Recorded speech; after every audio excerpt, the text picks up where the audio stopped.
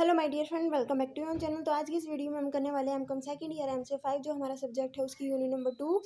इसमें हम हमारा जो टॉपिक है, जो चैप्टर है उसका नाम है बेसिक कॉस्ट कंसेप्ट। ठीक है, ये चैप्टर जो है बीकॉम के स्टूडेंट्स के लिए भी है और साथ ही साथ एमकॉम के स्टूडेंट्स के लिए भी है। तो फर्स्ट हम समझते हैं कि नीड फॉर कॉस्ट डाटा की हमें ज़रूरत क्यों होती है। तो cost data is required to know how much profit the enterprises is earned. Cost data की रिक्वायरमेंट इसलिए होती है ताकि हम ये जान सकें कि कितना प्रॉफिट एक एंटरप्राइजेज ने अर्न किया है।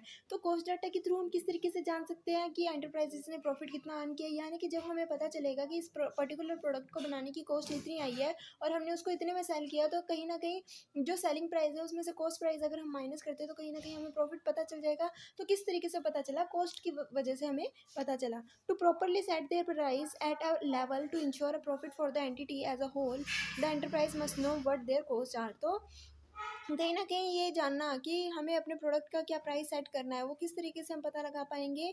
कॉस्ट के ज़रिए, कि एक्चुअली में उस प्रोडक्ट की कॉस्ट क्या ही है। कॉस्ट के ज़रिए ही हम उसमें प्रॉफिट को ऐड ऑन करते हैं और उसको सेल करते हैं। तो in case of non profit institute, cost data helps to know what level of funding is needed to provide the services. यानी कि कोई ऐसी ऑर्गेनाइजेशन होती है जिसका मोटिव प्रॉफिट अर्न करना नहीं होता बल्कि सोसाइटी के बेनिफिट के लिए होता है। तो ऐसी ऑर्गेनाइजेशन को भी कॉस्ट डाटा बनाने की ज़रूरत होती है। क्यों? क्योंकि जो सर्विस वो प्रोवाइड करेंगे सोसाइटी को, वो जानने के लिए कि इतनी सर्विस प्रोवाइड करने में कितना जो है वो कॉस्ट आएगी। ठीक है, कहीं ना कहीं उनको कॉस्ट जो है वो लगानी पड़ेगी उस सर्विस को प्रोवाइड करने की। तो वो जानने के लिए कि कितनी कॉस्ट आएगी, उसके लिए भी कॉस्ट डाटा की रिक्वायरमेंट होती है।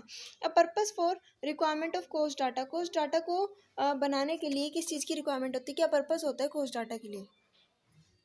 तो certain profit and loss periodically, ताकि हमें पता चलता रहे कितना प्रॉफिट या लॉस आया हो हर साल का।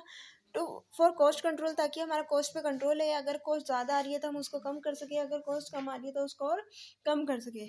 तो to price the product and services, कि हम अपनी प्रोडक्ट के सर्विसेज के प्राइस को सेट कर सकें।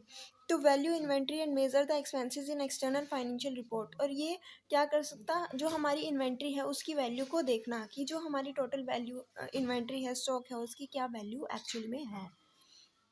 ठीक है, तो ये थे हमारे कॉस्ट डाटा के बारे में कि कॉस्ट डाटा की क्या ज़रूरत होती है, क्यों हमें कॉस्ट डाटा प्रिपेयर करना पड़ता है। आज की वीडियो में इतना ही। आई होप कि आपको ये टॉपिक अच्छे से समझ आ गया होगा, क्लियर हो गया होगा। नेक्स्ट वीडियो में पढ़ेंगे कॉस्ट कंसेप्ट के बारे में, जो कि एक बहुत ज़्यादा इंपॉर्टेंट टॉपिक है। अगर आपको कोई डाउट है तो आप कमेंट सेक्शन में कमेंट करके पूछ सकते हो।